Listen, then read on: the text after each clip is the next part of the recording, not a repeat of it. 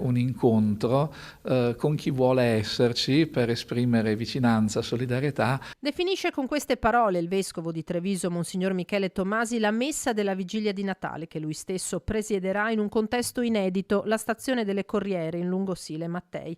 A organizzare l'evento sono CEIS, Caritas e Comunità di Sant'Egidio, le realtà più vicine ai marginati e senza dimora. È una scelta molto semplice, con alcuni amici si pensava di portare il Natale anche a quelle persone che sono più in difficoltà, che sono magari i nostri amici senza fissa dimora qui in città o tanti altri in situazioni esistenziali complicate, difficili. C'è l'esperienza bella e grande della cena in seminario o in varie strutture della città, ma la festa di Natale è l'Eucaristia.